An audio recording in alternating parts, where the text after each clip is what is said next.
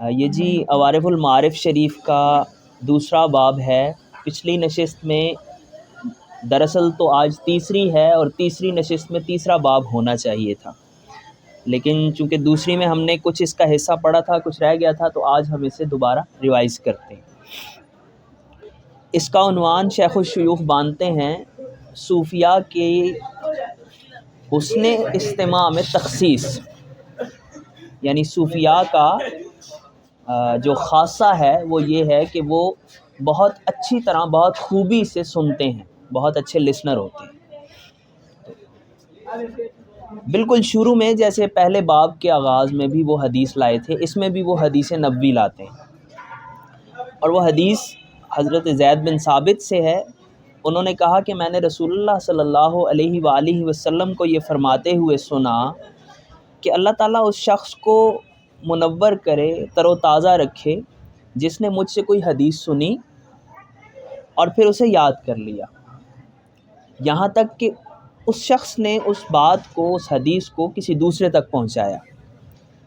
اور پھر آگے رسول اللہ صلی اللہ علیہ وآلہ وسلم فرماتے ہیں کہ بہت سے سمجھ رکھنے والے ایسے ہوتے ہیں جو اس سے زیادہ سمجھدار ہیں جس کی طرف بات پہنچائی گئی، اور بہت سے سمجھ رکھنے والے فقیہ نہیں ہوتے، یعنی جس نے بات سنی ہے جب وہ آگے پہنچائے گا تو یہ ممکن ہے کہ جس کو پہنچائی جائے وہ زیادہ سمجھدار ہو اور وہ اس بات سے کچھ اور معنی اور مطالب اخذ کرے، اور بہت سے سننے والے یا سمجھنے والے فقیہ نہیں ہوتے، یعنی بہت زیادہ سمجھدار نہیں ہوتے، بہت زیادہ درک کے حامل نہیں ہوتے۔ اب یہ حدیث شریف کیوں لائیں، آپ آگے جب چلیں گے تو ہمیں سمجھ آئے گی کہ انہوں نے یہاں سے بات آغاز کیوں کی اور اس کا حسن استماع سے کیا تعلق ہے۔ آگے وہ فرماتے ہیں کہ اساس کل خیر حسن الاستماع، کہ ہر چیز کی بنیاد، ہر خیر کی بنیاد، ہر خیر کی بنیاد حسن استماع ہے۔ جیسے کہ اللہ تعالیٰ نے فرمایا، آیت مبارکہ سورہ انفال کی 23 نمبر آیا، وَلَوْ عَلِمَ اللَّهُ فِيهِمْ خَيْرًا لَأَسْمَعَهُمْ، اگر اللہ ان میں کو خیر پاتا تو انہیں وہ سنواتا۔ تو خیر کی علامت سماع میں یہ ہے، پھر آگے کہتے ہیں کہ سماع میں یعنی سننے میں، یہاں سماع سے مراد وہ سماع نہیں جسے محفل سماع کہتے ہیں، بلکہ یہاں سننا مراد ہے۔ سماع میں خیر کی علامت یہ ہے کہ بندہ یوں سنے کہ اس کی اپنی صفات اور نعوت، یعنی اس کے خصائل اور صفات وہ غائب ہو جائیں، یعنی خود کو گم کر کے وہ سنے، اپنے آپ کو بھول کے سنے۔ وَيَسْمَعَهُ بِحَقٍّ مِّنْ حَقٍّ، اور جیسے کہ سننے کا حق ہے ویسے اسے سنیں۔ اور پھر آگے فرماتے ہیں کہ بعض نے کہا، یعنی اس آیت کی تفسیر میں، کہ لو علمہم اہلا للسماع لفتح آذانہم للاستماع، اگر اللہ ان لوگوں کو اس بات کا حقدار پاتا کہ وہ اسے سنیں، یعنی اہلیت سماعت اگر اللہ تعالیٰ کو معلوم ہوتی تو وہ ان کے کان استماع کے لیے کھول دیتا۔ توفیق الہی ایکچولی اس کی بات کر رہے ہیں کہ اللہ تعالیٰ جب اوصاف دیکھتا ہے، لیاقت دیکھتا ہے، تو پھر وہ کان کھول دیتا۔ تو یہی اللہ نے فرمایا کہ لو علم اللہ فیہم خیرا لاسمعہم۔ پھر فرماتے ہیں جی پلیز، کہ وہ جو قابلیت یا جو اس کا صلاحیت کہہ رہے ہیں، اس کا دینے والا بھی تو خدا ہی ہے۔ جی بالکل، تو اس کے اندر پرسنل میرٹ کیا ہوگا؟ جی وہی آگے بتائیں گے، یہ اسی لیے یہ بنیادیں بنا رہے ہیں۔ وہ کہتے ہیں کہ فمن تملکت الوساوس وغلب علی باطنہ حدیث النفس لا یقدر علی حسن الاستماع، کہ جس پہ وسوسوں کا غلبہ ہوتا ہے اور اس کے باطن پہ نفس کی باتیں غالب آ جاتی ہیں، تو وہ حسن استماع کی لیاقت سے محروم ہو جاتا ہے۔ صوفیہ اور اہل قرب، اب کہتے ہیں صوفیہ اور اہل قرب نے جب یہ بات آیت سنی اور انہوں نے جان لیا کہ اللہ کا کلام اور اس کے رسائل اپنے بندوں کے لیے ہیں اور اس کے مخاطب وہ ہیں، تو انہوں نے ہر آیت کو اللہ تعالیٰ کے کلام میں سے، علم کے سمندروں میں سے ایک سمندر کے طور پہ جانا، کیونکہ اس آیت میں علم ظاہری بھی ہے اور باطنی بھی ہے۔ جلی بھی ہے اور خفی بھی ہے، اور ہر آیت کو اللہ تعالیٰ کے کلام میں سے جنت کے بابوں میں سے یعنی دروازوں میں سے ایک دروازہ سمجھا، اس اعتبار سے کہ وہ آیت اس کی طرف تنبیہ کرتی ہے یعنی اس سے آگاہی دیتی ہے اور اس کی طرف عمل کے ساتھ بلاتی ہے۔ نہیں، مقصود اصلی کیا ہے کہ پھر جنت میں چلے جائیں، تو ہر آیت دراصل ایک خیر کے عمل کی طرف بلاتی ہے، اس سے آگاہ کرتی ہے تاکہ نتیجتاً جنت ملے۔ پھر کہتے ہیں کہ اسی طرح صوفیاء نے دیکھا کہ رسول اللہ صلی اللہ علیہ وآلہ وسلم کا کلام مقدس، کیونکہ لا ينطق به عن الهوى ان هو الا وحی یوحی، کہ رسول اللہ صلی اللہ علیہ وآلہ وسلم اپنی خواہش سے نہیں بولتے۔ اب اس کو اس کے ساتھ دیکھیں تو یہ شیخ الشیوخ کا استدلال ہے، اور امام محمد بن علی باقر، امام باقر علیہ السلام کے ریفرنس سے ہے کہ اس کا مطلب یہ ہے کہ سما زندہ دلوں کے لیے ہے، مردہ دلوں کے لیے نہیں، کیونکہ مردہ دل تو سن ہی نہیں سکتے۔ اب سہل بن عبداللہ کی بات لے کے آتے ہیں، اور یہ بہت عجیب بات ہے کہ قلب رقیق ہے، یہ مذموم خیالات یا وساوس کے اثرات کو بھی بڑا جلدی قبول کر لیتا ہے، اور تھوڑے کا اثر اس پہ زیادہ ہوتا ہے۔ اور پھر آیت لے کے آتے ہیں کہ اللہ تعالیٰ فرماتے ہیں کہ وَمَن یَعْشُ عَن ذِکْرِ الرَّحْمَٰنِ نُقَیِّضْ لَهُ شَیْطَانًا فَهُوَ لَهُ قَرِینٌ، کہ جو رحمان کے ذکر سے، اب یہ یاشو کا معنی میں دیکھتا رہا، اس کا مطلب ہے کسی آدمی کا بھینگا ہو جانا، یعنی کسی چیز کو دیکھنا لیکن دیکھتے ہوئے ٹیڑھی نظر سے گزر جانا۔ تو وَمَن یَعْشُ عَن ذِکْرِ الرَّحْمٰن، جو رحمان کے ذکر سے یوں آنکھ بچا کے گزرتا ہے، تو نُقَیِّضْ لَهُ شیطانًا، ہم اس پہ ایک شیطان مسلط کر دیتے ہیں، فَهُوَ لَهُ قَرِین، اور وہ شیطان اس کے قریب ہے۔ تو اس کا مطلب کیا ہے کہ فَالْقَلْبُ أُمَّالٌ لَا يَفْتَرُ وَالنَّفْسُ يَقْظَانَةٌ لَا تَرْقَدُ، کہ دل بہت زیادہ کام کرنے والا ہے جو سوتا نہیں ہے، وقفہ نہیں کرتا، اور نفس ہمیشہ جاگتا رہتا ہے، یہ سوتا نہیں ہے۔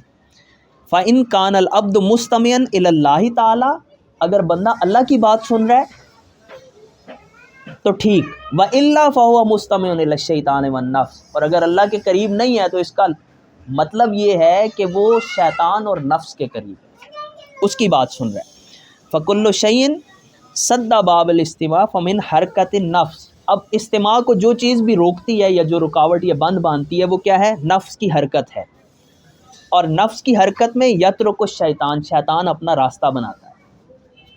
وقد وردا، اور حدیث میں وارد ہوتا ہے کہ لولا ان الشیاطین یہومون علی قلوب بنی آدم لنظروا الی ملکوت السماوات، کہ اگر ایسا نہ ہوتا کہ بنی آدم کے دلوں کے ارد گرد شیطان چکر لگا رہے ہوتے تو وہ اپنی نظروں سے فرشتوں کو دیکھتے۔ اور پھر حسین بن منصور حلاج کی شاید بات ہوگی، وقال الحسین جی، کہ اگر شیطان بنی آدم کے دلوں کے ارد گرد چکر نہ لگا رہے ہوتے تو وہ آسمانوں پہ فرشتوں کو چلتے پھرتے دیکھا کرتے۔ اب شیطان کیسے چکر لگا رہے ہیں، وہ اوپر انہوں نے بات بتائی کہ چونکہ شیطان اپنا راستہ بناتا ہے نفس کی حرکت میں، اور نفس کیا ہے؟ وہ خواہش ہے، وہ وساوس ہیں، یہی چیز سماع راست سے روک دیتی ہے۔ وہ کیا کہا ہے جی مولانا روم نے؟ تامہ ہر مرغ کے انجیر بر سماع راست ہر کس چیر نیست، تامہ ہر مرغ کے انجیر نیست، ہر پرندے کا پھل انجیر نہیں ہوتی، اور درست سماع پہ ہر کوئی قدرت نہیں رکھتا۔ تو قال الحسین، مبصرین کی، امام حسین کہتے ہیں کہ مبصرین کی، یہ حسین بن منصور حلاج ہیں جی، مبصرین کی بصارتیں، عارفین کے معارف، علماء ربانیین کا نور، اور سابقین ناجحین یعنی جو پہلے گزر گئے اور کامیاب لوگ تھے ان کے راستے، اور ازل اور ابد، اور جو کچھ بھی ان کے درمیان موجود ہے وہ سارا اس شخص کے لیے ہے جس کے پاس دل ہے یا جو کان دھرتا ہے، جو بات پہ کان دھرتا ہے۔ اور ابن عطا کہتے ہیں کہ وہ دل ہے جو حق کا مشاہدہ کرتا ہے اور اس کو ملاحظہ کرتا ہے، اور اس سے کسی پل کسی خطرہ اور کسی فترہ وہ جدا نہیں ہوتا، یعنی خطرہ سے مراد ہے کسی لحظہ اور فترہ سے مراد ہے کسی وقفہ۔ فَيَسْمَعُ بِهِ بَلْ يَسْمَعُ مِنْهُ، تو وہ اس کے ساتھ سنتا ہے بلکہ اسے سنتا ناسیۃ الحال لتملکہ ناسیۃ الحال وَيَفْهَمُ بِالْوِعَاءِ الْوُجُودِ الْمُسْتَعِدِّ لِفَهْمِ الْمَقَال۔ کہتے ہیں کہ ومن ہوا، اور وہ شخص جو کہ سہو اور تمکین کے حال میں، ایک حالت سکر ہوتی ہے ایک حالت سہو ہوتی ہے، تو سکر کی حالت میں بیگانگی کی کیفیت ہوتی ہے اور سہو میں ہوش رہتا ہے۔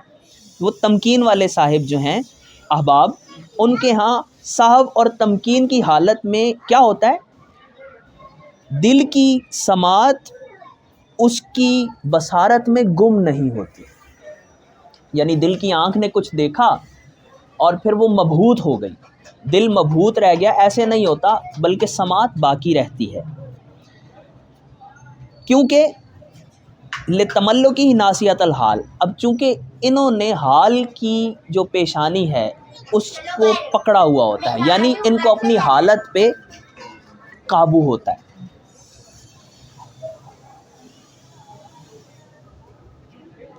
اور وہ اس وجود کے برتن، وعائے وجودی یعنی وجود کے برتن کے ساتھ مقال کو سننے کی استعداد رکھتے ہیں، یعنی وہ ہوش میں باقی رہتے ہیں، سادہ لفظوں میں۔ کیونکہ فہم جو ہے، فہم وہ الہام کی جگہ ہے، اور سماع اور الہام وہ ایک ایسے وجودی برتن کا تقاضا کرتے ہیں جو ہمارا یعنی جو فہم مقال ہے اس کا تقاضا کرتے ہیں۔ اور یہ وجود، اب یہاں وہ بات کرتے ہیں جو اوپر انہوں نے کہی کہ آیت سے یہ مراد ہے وَمَنْ كَانَ مَيْتًا فَأَحْيَيْنَاهُ۔ پچھلی نشست میں نے اس کو چھوڑ دیا تھا کہ یہ تھوڑی مشکل جگہ تھی، اب دوبارہ بیان کر رہا ہوں کہ جیسی میری تفہیم ہے وہ آپ تک پہنچ جائے۔ تو کہتے ہیں کہ وَهَذَا الْوُجُودُ مَوْهُوبٌ مَنْشَأٌ إِنْشَاءً ثَانِيًا۔ تو اب یہ جو وجود ہے نا، جس میں سہو بھی ہے تمکین بھی ہے، یہ اللہ تعالیٰ کی طرف سے عطا کیا گیا، وہ بھی ہے، اور یہ ایک اور وجود ہے، اور اسی کو زندہ کرنے کی بات اللہ تعالیٰ نے کی ہے۔ للمتمکن فی مقام السہو، کس کے لیے؟ اس متمکن کے لیے اس مقام سہو میں، یعنی ہوش کے مقام میں ایک اور وجود ہے جو اللہ تعالیٰ نے اسے وہب کر دیا۔ وَهُوَ غَيْرُ الْوُجُودِ الَّذِي يَتَلَاشَى عِنْدَ لَمَعَانِ نُورِ الْمُشَاهَدَةِ لِمَنْ جَازَ عَلَى مُمِرِّ الْفِنَاءِ إِلَى مُقِرِّ الْبَقَاءِ۔ اور اب یہ اس وجود کے علاوہ ایک اور وجود ہے جو وجود اللہ تعالیٰ کے انوار و تجلیات کو دیکھتے ہوئے گم ہو گیا تھا، فنا ہو گیا تھا، یہ اس کے علاوہ ہے۔ لمن جاز علی ممر الفناء الی مقر البقاء، یہ اس کے لیے ہے جو فنا کی گزرگاہ سے گزر کے بقا کی قرارگاہ میں پہنچ گیا ہے، یعنی فنا سے بقا کی منزل تک جو پہنچ گیا ہے، یہ اس کو ایک اور وجود عطا ہوا، اور اسی کی طرف اللہ تعالیٰ نے اس آیت میں اشارہ کیا، اب من کان میتن فاحییناہ، کیا وہ مردہ نہیں تھا جسے ہم نے پھر زندہ کیا۔ اب ابن سمون کا قول لے کے آئے ہیں کہ ان فی ذالک لذکر لمن کان لہ قلب، اس سے مراد یہ ہے کہ یعرف آداب الخدمت و آداب القلب۔ اب یہاں ماہم آپ کے سوال کا جواب آئے گا کہ وہ شخص دل خدمت کے آداب اور دل کے آداب سے واقف ہو، اور وہ تین چیزیں ہیں۔ پہلی چیز کہ جب دل نے عبادت کے ذائقے کو چکھ لیا تو وہ شہوت کی گندگی سے آزاد ہو گیا۔ اب کیا ہے جی، فمن وقف علی شہوتہ وجد ثلث الادب، اب جو اس بات پہ کھڑا ہو گیا، یعنی اب اس نے عبادت کا ذائقہ چکھ لیا اور اس پہ کھڑا ہو گیا، تو اس نے تین یعنی ثلث الادب، ادب کا تیسرا حصہ پا لیا۔ ومن افتقر الی ما لم یجد من الادب بعد الاشتغال بما وجد فقد وجد ثلثی الادب، اور جو اب ادب کے باوجود جو کچھ رہ گیا تھا وہ جب اس نے پا لیا تو اس نے 2/3 پا لیا، 1/3 پھر 2/3۔ اور تیسری بات یہ ہے، یعنی پہلے تو آداب سے واقف ہوا، اس نے اپنی شہوات کو ختم کیا، عبادت میں اسے لذت ملنے لگی تو اسے 1/3 مل گیا۔ پھر جب وہ اب اس کے بعد ادب پہ قائم ہوا، اور اس ادب کے بعد اس سے جو مزید حاصل ہونا تھا، اوبویسلی وہ توفیق الہی سے مزید، اللہ تعالیٰ کی عنایات سے، رحمت سے، فضل سے، کیونکہ اب وہ عبادت میں آگے بڑھ رہا ہے، تو اللہ تعالیٰ نے فرمایا جیسے حدیث قدسی ہے کہ کوئی میری طرف ایک چل کے آتا ہے تو میں دوڑ کے آتا ہوں، ایک قدم آتا ہے تو میں 10 قدم آتا ہوں۔ تو اب یہ جو چیز ہے اس سے اسے 2/3 مل گیا، ابھی بھی ایک حصہ باقی ہے۔ وہ کیا ہے؟ امتلاء القلب، دل کا بھر جانا ہے۔ فالذی بدا بالفضل عند الوفاء تفضلا فقد وجد کل الادب، اور وہی کہتے ہیں کہ جس نے وفا کی خدا سے اور پھر خدا نے اس پہ فضل کا آغاز کر دیا تو اس نے سارے کا سارا ادب پا لیا۔ تو یہ 3 حصے ہیں۔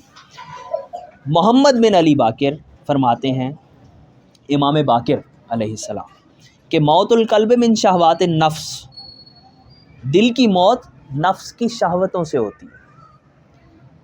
جب کبھی رفض شہوات نال من الحیات بقسطها، جب کبھی کوئی شہوت چھٹتی ہے، ختم ہوتی ہے، تو دل اس کے حصے کی زندگی پا لیتا ہے۔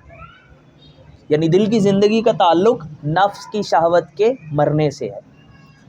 فالسماع للاحیاء لا للاموات، اور پھر اب بڑی دو ٹوک بات ہے کہ سماع زندوں کے لیے ہے، مردوں کے لیے نہیں ہے، کیونکہ اللہ تعالیٰ نے کہا کہ انک لا تسمع الموت وفرعها فی السماء، اور یہ جو حب کی حلاوت ہے، یعنی حب الہی کی مٹھاس ہے، یہ شجرہ طیبہ کی طرح ہے جس کی جڑ مضبوط ہے اور اس کی جو فرو ہیں یعنی شاخیں اس کی آسمانوں میں ہیں۔ قرآن مجید کی آیت ہے نا کہ مثل کلمۃ طیبۃ کشجرۃ طیبۃ اصلھا ثابت وفرعها فی السماء، کہ اچھے کلمے کی، پاک کلمے کی مثال ایسے ہے جیسے ایک پاک درخت ہوتا ہے کہ جس کی جڑیں زمین میں ہوتی ہیں اور اس کی شاخیں آسمان تک پھیلی ہوتی ہیں۔ لأنها متأصلة في الروح فرعها عند الله تعالی وعروقها داربة في ارض النفس۔ اب وہ بتا رہے ہیں کہ اصلها ثابت وفرعها في السماء، کیوں ہے کہ وہ روح کے ساتھ متصل ہے، جڑا ہوا ہے، اور اس کی فرع کیا کس کے پاس ہے؟ اللہ کے پاس ہے۔ یعنی اصل میں وہ روح کے ساتھ جڑا ہے شجرہ طیبہ، اور اس کی فروعات اللہ تعالیٰ سے منسلک ہیں۔ وعروقها داربة في ارض النفس، اور اس کی جڑیں، عروق یعنی اس کی جڑوں کی وہ جو باریک باریک لائنیں ہوتی ہیں وہ نفس میں، زمین میں نفس کی دھنسی ہوئی ہیں، تو اس لیے نفس بھی پھر اس کی پیروی شروع کر دیتا ہے۔ نفس جب مطیع ہو جاتا ہے نا، ایک سرکش گھوڑے کی طرح ہے، جب آپ اسے لگام ڈال دیتے ہیں، زین ڈال دیتے ہیں، تو پھر یہ آپ کے تابع ہو جاتا ہے، اس کی ڈرائیونگ سیٹ پہ آپ بیٹھ جاتے ہیں تو محبت الہی کے زور پہ پھر اسے آپ ہدایت کی طرف لے جاتے ہیں، اور اگر آپ اسے خالی چھوڑ دیں جس طرح ہم نے پچھلی نشست میں کہا تھا تو پھر شیطان اپنا راستہ بناتا ہے اور وہ سوار ہو جاتا ہے۔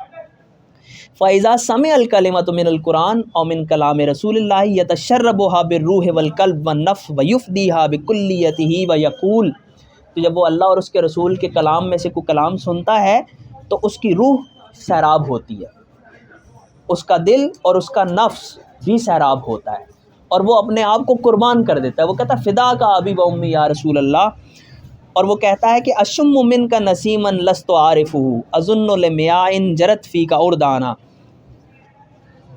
بہت خوبصورت شعر ہے۔ وہ کہتا ہے کہ مجھے تیرے سے ایسی خوشبو آ رہی ہے جس کی مجھے پہچان نہیں ہے کہ وہ خوشبو کیا ہے،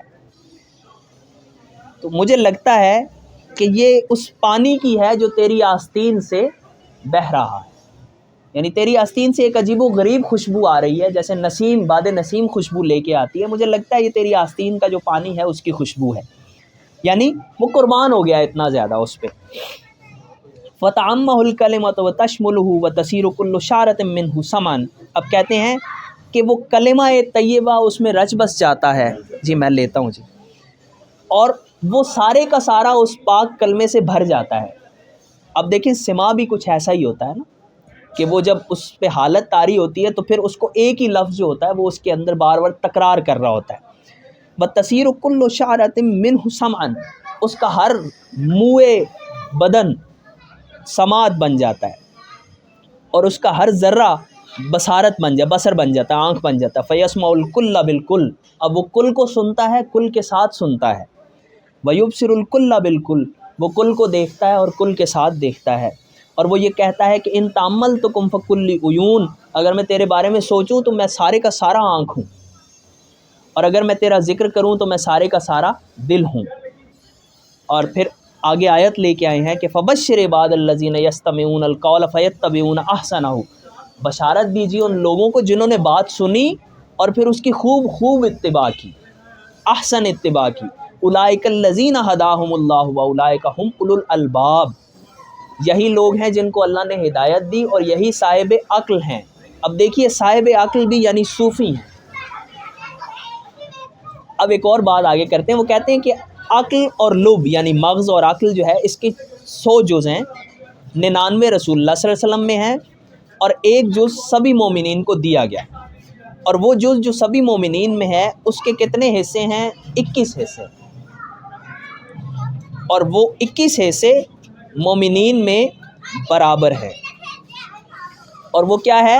ان میں سے ایک حصہ ان ایک جز کے 21 حصوں میں سے ایک حصہ سبھی مومنین میں برابر ہے، وہ شہادت اللہ الہ الا اللہ وان محمد رسول اللہ ہے، یعنی کلمہ شریف ہے۔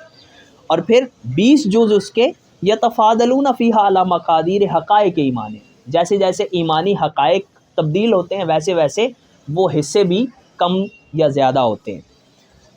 تو کہا گیا کہ اس آیت میں گویا رسول اللہ کی فضیلت کا اظہار ہے کہ یستمعون القول فیتبعون احسنہ، کیونکہ پہلی اتباع کرنے والے تو رسول اللہ ہیں نا۔ اب کیسے ہے جی؟ وہ اس کو بیان کرتے ہیں، کہتے ہیں کہ لِأَنَّهُ لَمَّا وَقَعَتْ لَهُ صُحْبَةُ التَّمْكِينِ وَمُقَارَنَةُ الْاِسْتِقْرَارِ قَبْلَ خَلْقِ الْكَوْنِ ظَهَرَتْ عَلَيْهِ الْأَنْوَارُ فِي الْأَحْوَالِ كُلِّهَا۔ اب یہ ایک اور جانب اشارہ ہے، عرفانی بات ہے کہ اس لیے کہ جب انہیں تمکین کی صحبت اور استقرار کی مقارنہ یعنی قرب استقرار انہیں میسر ہوا اور انہیں تمکین حاصل ہوئی، کب؟ اس کائنات کی تخلیق سے پہلے، رسول اللہ صلی اللہ علیہ وسلم کی بات ہے، یعنی قرار حاصل کرنا، استقرار مطلب قرار پذیری، نبی مکرم صلی اللہ علیہ وسلم، یعنی لِأَنَّهُ لَمَّا وَقَعَتْ لَهُ صُحْبَةُ التَّمْكِينِ وَمُقَارَنَةُ الْاِسْتِقْرَارِ قَبْلَ خَلْقِ الْكَوْنِ، تو اس ساری کائنات کے بننے سے پہلے رسول اللہ صلی اللہ علیہ وسلم کو جو تمکین اور استقرار حاصل ہوا، پیچھے انہوں نے بات کی ہے نا ارباب تمکین کی، کہ وہ ہاں وہیں پہ ارباب تمکین کی بات کہ ارباب تمکین جو ہوتے ہیں انہیں مشاہدہ بھی حاصل ہوتا ہے، فہم بھی حاصل ہوتا ہے۔ یہی تمکین ہے جو رسول اللہ کو ساری مخلوقات کے بننے سے پہلے حاصل ہوئی، اس لیے وہ اول ہیں۔ اچھا آگے وہ کھولتے ہیں بات کو، وَقَانَ مَعَهُ احسن الخطاب، اور اس کے ساتھ انہیں احسن الخطاب حاصل ہوا، یعنی بہترین خطاب ان سے کیا گیا اور بہترین مخاطب وہ تھے۔ وَلَهُ السَّبْقُ فِي جَمِيعِ الْمَقَامَاتِ، اور وہ سارے مقامات میں انہیں سبقت حاصل ہے۔ اَلَا تَرَاهُ یقول، کیا تم نے نہیں دیکھا کہ رسول اللہ صلی اللہ علیہ وسلم نے فرمایا کہ نحن الآخرون السابقون، ایزی ہو جائے گا، آسان ہو جائے، دیکھیں روحانی بھی اور دنیاوی بھی، یعنی باطنی مصائب بھی، یعنی باطن کے لیے کیا مصیبت ہوتی ہے؟ باطن کے لیے مصیبت یہ ہے کہ آپ اسے اس کی لذت نہ پہنچائیں۔ اس سے بڑی مصیبت کیا ہے کہ آپ کو سردی میں ٹھنڈے پانی سے وضو کرنا پڑے، آپ مریں گے تو نہیں لیکن سردی لگے گی۔ جی بالکل وہ تو ہے۔ وَسَجِنُوا ہِمَمَهُمْ عَنِ التَّلَفُّتِ إِلَىٰ مَذْكُورٍ سِوَىٰ وَلِيِّهِمْ، تو انہوں نے اپنی ہمم کو، ارادوں کو خالص کر لیا اپنے ولی کی طرف یعنی اللہ کی طرف، اور اس کے ماں سوا سے وہ بیگانہ ہو گئے، تو انہوں نے حی کے ساتھ حیات ابدی حاصل کر لی، اس حی کے ساتھ جسے زوال نہیں ہے اور جو ہمیشہ رہے گا، لم یزل ولا یزال، جو ازلی ہے، ابدی ہے۔ اور واسطی کہتے ہیں کہ اس دل کی حیات اس کی ہر علت سے لفظاً اور فعلاً پاک ہو جانا ہے۔ اور بعض کہتے ہیں کہ اس سے مراد یہ ہے کہ استجیب اللہ بسرائرکم وللرسول بظواہرکم، کہ اپنے دل کے رازوں کے ساتھ، باطن کے ساتھ اللہ کی پکار کا جواب دو اور اپنے ظاہر کے ساتھ رسول اللہ کی پکار کا جواب دو۔ تو یہ اجابت کتنی ہے جی؟ ابن عطا کہتے ہیں کہ یہ 4 طرح کی ہے۔ پہلی اجابت توحید ہے، دوسری اجابت تحقیق ہے، تیسری تسلیم ہے، اور چوتھی تقریب ہے۔ اب یہاں پھر وہ ایک اور بات کرتے ہیں کہ استجابت سماع کی مقدار پر منحصر ہے، جتنا آپ سماع کریں گے اتنی استجابت ہوگی، اور سماع فہم کی مقدار پر منحصر ہے، اور فہم جو ہے وہ کلام کی مقدار کی معرفت پر مشتمل ہے. اور معرفت بالکلام کیا ہے؟ وہ علم اور متکلم کو یعنی متکلم کے علم کی معرفت پر مشتمل ہے. یہ آپ بہت مشکل بات کہہ رہے ہیں، اس کو تھوڑا سا ایکسپلین کریں. جی میں کرتا ہوں جی. کہ استجابت جو ہے وہ وہی جواب دینا، پکار کا جواب دینا. اوپر کہا نا کہ یا ایھا الذین آمنوا استجیبوا للہ وللرسول، جب اللہ اور اس کا رسول تمہیں بلائے تو اس کی پکار کا جواب دو، دوڑو. پھر انہوں نے بتایا کہ صوفیاء وہ لوگ ہیں جنہوں نے جب یہ پکار سنی تو وہ دوڑ پڑے، انہوں نے سب کچھ چھوڑ دیا. پھر وہ کہتے ہیں کہ یہ استجابت 4 چیزوں میں ہے. پہلی توحید، دوسری تحقیق یعنی توحید کو محقق کرنا ہے. اب آپ نے چھڑی توحید نہیں بلکہ ایمان جو حضرت ابراہیم نے کیا. اور پھر تسلیم، سرنڈر. اور چوتھی بات ہے تقریب، قرب الہی، جو انہوں نے کہا کہ صوفی میرے نزدیک وہ ہے جو مقرب ہے. پہلے باب میں آپ نے دیکھا نا. تو کہتے ہیں کہ استجابت علی قدر السماع، جتنی سماعت اچھی ہوگی اتنی استجابت اچھی ہوگی. اور سماع کیا ہے؟ وہ من حیث الفہم، اپنی اپنی سمجھ بوجھ کے مطابق ہے، جو پہلی حدیث انہوں نے بیان کی. اور سمجھ بوجھ کیا ہے؟ وہ کلام کی معرفت کی مقدار پر منحصر ہے. آپ جتنا کسی کلام کو سمجھتے ہیں اتنی آپ کی فہم بڑھتی ہے، اس میں درک بڑھتا ہے. لیکن اس کی صلاحیت کیسے ڈیولپ ہوتی ہے، یہی تو بات ہے. وہی تو بتا رہے ہیں، آگے سارا کچھ بتا رہے ہیں. تو فہم تو کہہ دیا انہوں نے، اس کو فہم کیسے ڈیولپ ہوگی؟ وہ اس کلام کی جتنی آپ کو معرفت ہوتی جائے گی نا، یعنی آپ جتنا اس پہ غور کریں گے، جتنا سوچیں گے، آپ کو اس میں درک حاصل ہوتا جاتا ہے. آپ کو ایک بات کے بہت سی ڈائمینشنز ہوتی ہیں. ابھی آگے وہ بات کرتے ہیں، ہمارے پاس ٹائم شاید کم ہے لیکن یہ بات میں ضرور کر کے ہٹوں گا. وہ کہتے ہیں کہ معرفت کلام جو ہے وہ متکلم کو جاننے کی معرفت پر منحصر ہے. یعنی متکلم کون ہے، بات کرنے والا کون ہے، آپ جتنا اسے جانتے ہیں اتنا آپ اس کی بات سمجھ سکتے ہیں. تو قال اللہ تعالیٰ ہمارے نفس منقطع ہو گئی اور اس کا جو دھواں ہے اور اس کی جو آتش ہے وہ سرد ہو گئی. تو شہدت بواطنہم وقلوبہم مصادر العلوم، اب ان کے دل اور ان کے باطن علم کا مصدر بن گئے اور وہ اس کا مشاہدہ کرنے لگے.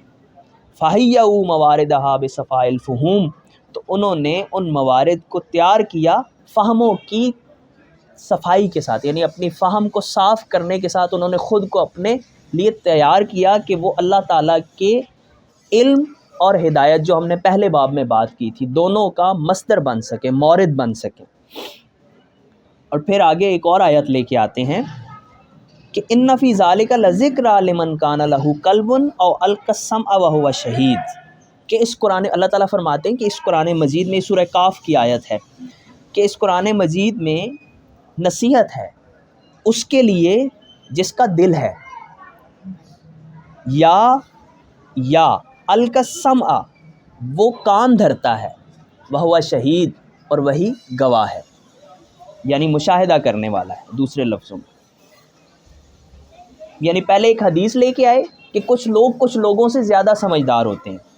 پھر اس کے بعد انہوں نے بات کی کہ جب نفس کے وساوس اور خواہشات کا غلبہ ہو جاتا ہے تو حسن استماع ممکن نہیں رہتا. اور اس کے بعد انہوں نے کہا کہ اس آیت کو، جس کو اللہ تعالیٰ نے جس میں فرمایا کہ اگر اللہ جان لیتا تو ان کو زیادہ باتیں سناتا، زیادہ سماعت والا کر دیتا. تو اس کے بعد انہوں نے کہا جب صوفیاء نے اسے دیکھا تو انہوں نے اس کو کیسے ٹریٹ کیا، آگے پھر وہ بتا رہے ہیں. اور اب شبلی علیہ رحمہ کا قول لے کے آتے ہیں کہ قال شبلی، موعظہ مشاہدہ کرتا ہے بلکہ اس کا مشاہدہ کرتا ہے.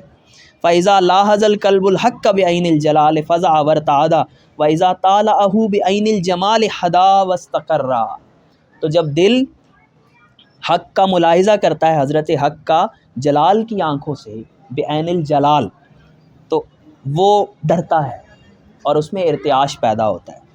اور جب وہ عین جمال سے اس کا مطالعہ کرتا ہے تو وہ ہدایت پاتا ہے اور قرار پاتا ہے.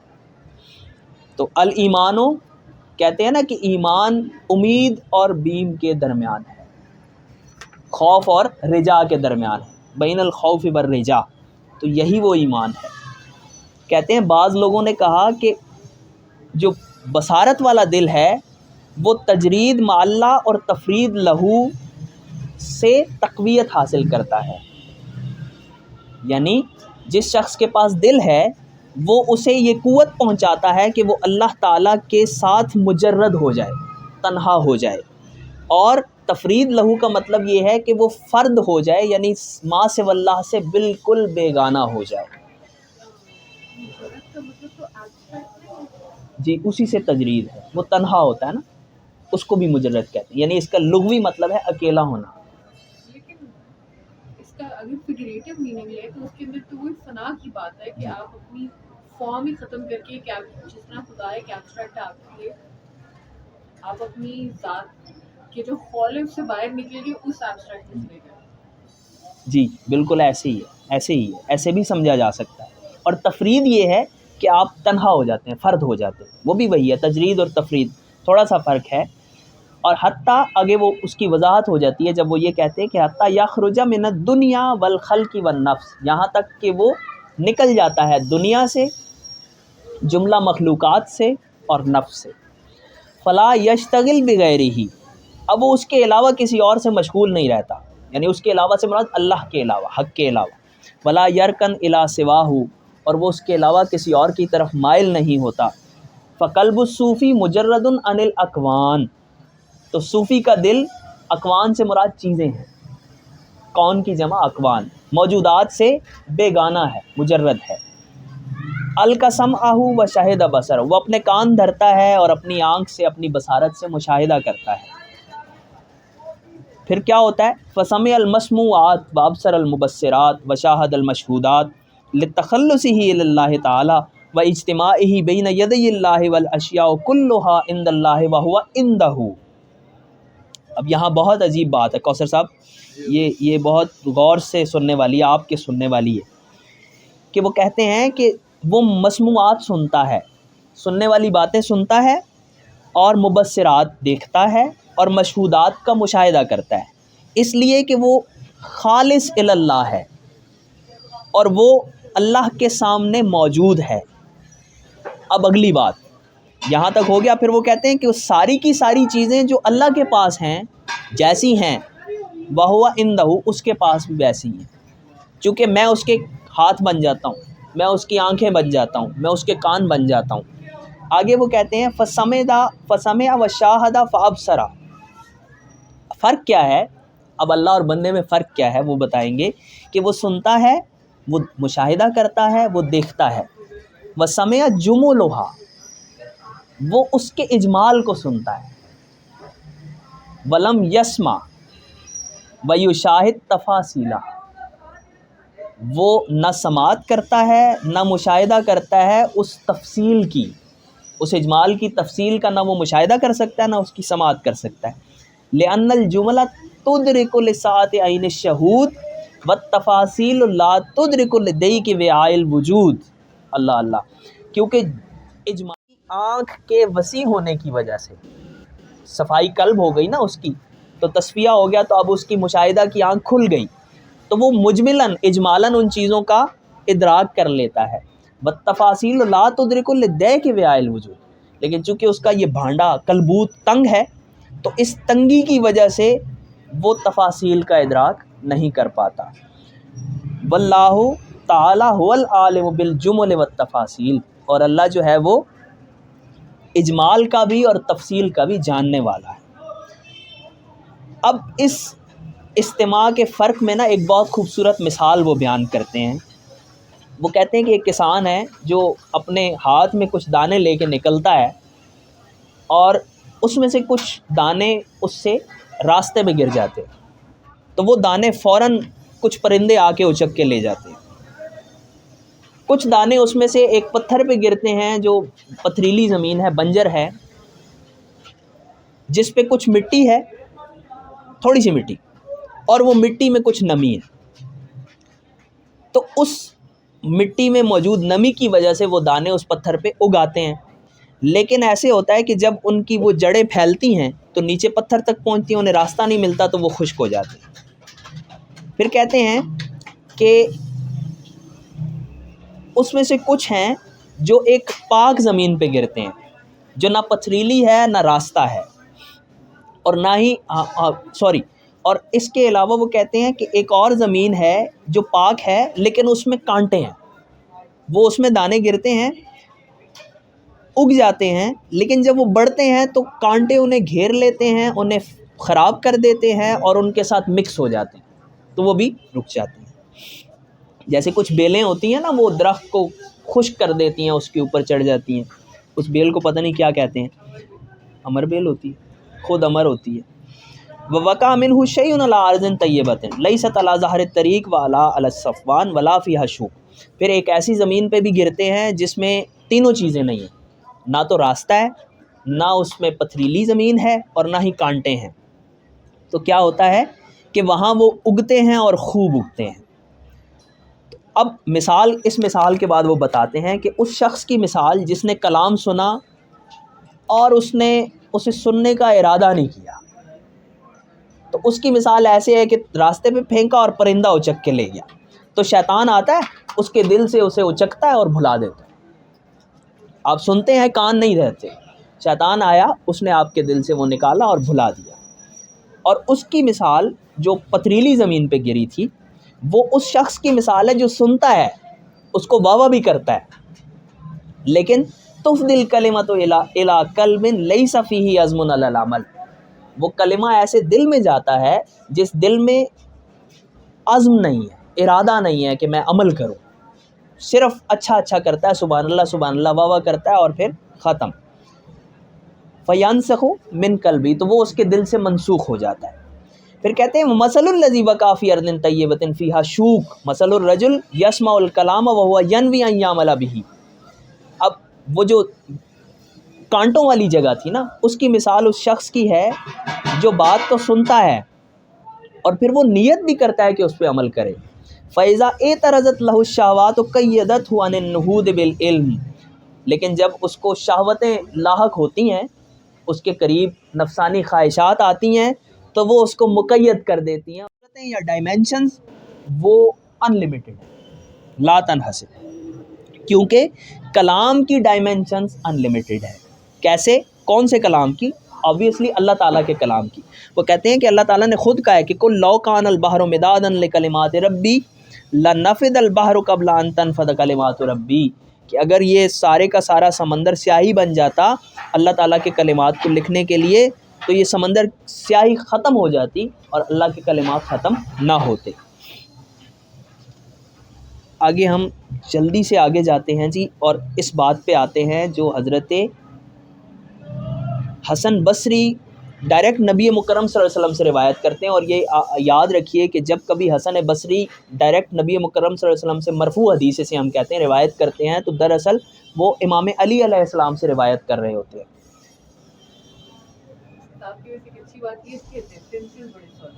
جی بہت سالڈ ہیں، یہی بات ہے۔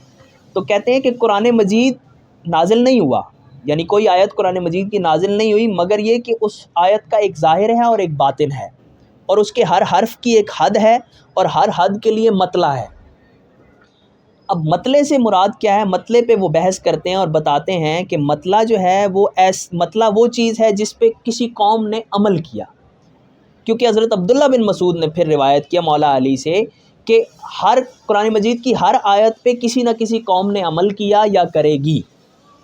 آگے چلتے ہیں، میں اس کو مختصر کر رہا ہوں اس بحث کو، آگے چلتے ہیں، اور وہ یہ بتاتے ہیں کہ یہ جو صوفیاء ہوتے ہیں، یہ جب قرآن مجید کی تلاوت کرتے ہیں اور وہ بیچ میں آیت لاتے ہیں کتاب انزلناہ الیک مبارک لیدبروا آیاتہ ولیتذکر اولی الالباب، کہ تم اس پہ غور و فکر کرو اور صاحبان عقل جو ہیں وہ نصیحت پکڑیں اس لیے ہم نے یہ کتاب نازل کی۔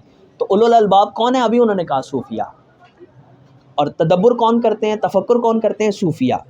تو یہاں وہ یہ کہتے ہیں کہ فلسصوفی بکمال الزہد فی الدنیا و تجرید القلب اما سوی اللہ تعالی مطلع من کل آیت ولہ بکل مرۃ فی التلاوت مطلع جدید و فہم عتید، کہ صوفی چونکہ اس نے اپنے دل کو اللہ کے سوا سے، اللہ کے علاوہ سے خالی کر لیا ہے، وہ خالص الی اللہ ہو گیا ہے، تو جب کبھی وہ آیت کو پڑھتا ہے تو ہر آیت میں اس کے لیے ایک مطلع ہے، اور ہر دفعہ ایک نیا مطلع ہے، اور ہر دفعہ ایک مزید فہم ہے اس کی، اور وَلَهُ بِكُلِّ فَهْمٍ عَمَلٌ جَدِيدٌ، اور ہر فہم کے مطابق اس کا ایک نیا عمل ہے۔